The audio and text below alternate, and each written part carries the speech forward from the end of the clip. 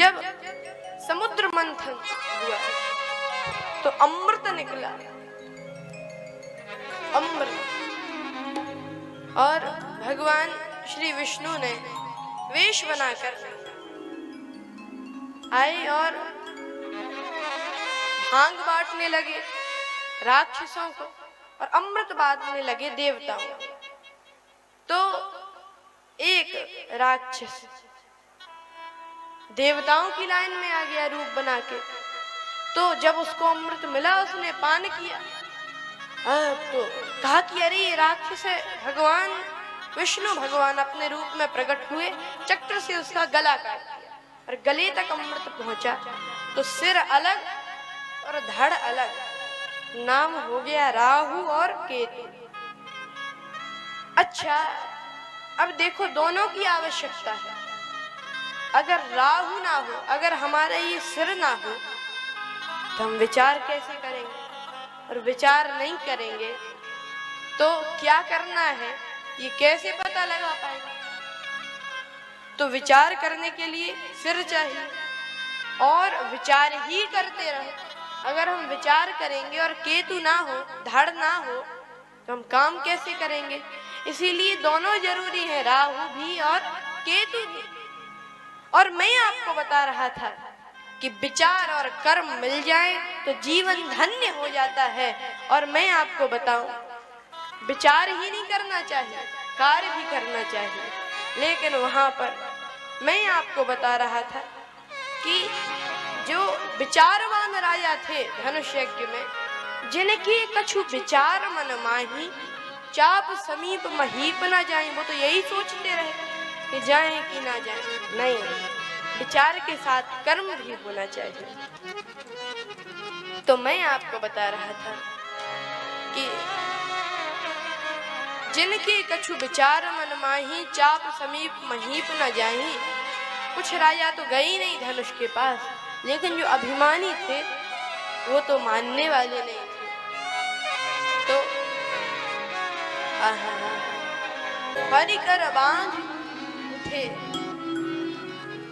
इन्होंने कमर कसी, फिर उठे। और जब धनुष नहीं टूटा तो इष्ट देवों को प्रणाम, इष्ट देवों को प्रणाम करने लगे। जब धनुष नहीं टूटा तब किया जो काम सबसे पहले करना चाहिए वो बाद में किया, तभी नहीं टूटा धनुष। लेकिन जनक जी ने देखा कि जिनसे धनुष हिलना है वो तो अपनी जगह से हिल नहीं रहे, जिनसे धनुष हिलना है वो अपनी जगह से हिल नहीं रहे, और जिनसे नहीं हिलना है वो बिना हिले मानते नहीं।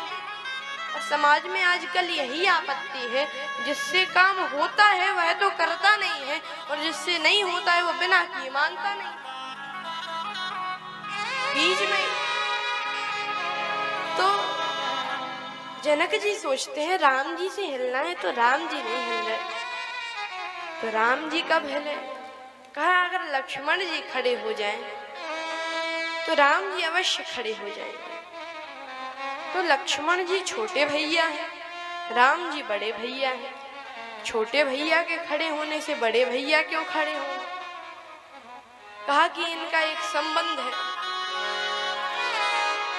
क्या संबंध है? कह रघुपति कीरति विमल पताका, दंड समान भयउ जस जाय। इनका यही संबंध है कि लक्ष्मण जी का यश डंडे के समान और राम जी का यश झंडे के समान। अब झंडा कितना ही महान हो, कितना ही पूजनीय हो, डंडा ना लगा हो, लहरा ही नहीं सकता। हम खूब कहते रहे झंडा ऊंचा रहे हमारा, जब डंडा ही ना लगे तो कैसे ऊंचा रहे? इसीलिए डंडा भी और झंडा भी। तो लक्ष्मण जी डंडा है तो इनको खड़ा करना पड़ेगा। तो ये कैसे खड़े हो? कहा, 2-4 क्रोध की बातें कर दो, अभी खड़े हो जाते हैं। तो जनक जी कहते हैं कि ये पृथ्वी वीरों से रहित हो गई,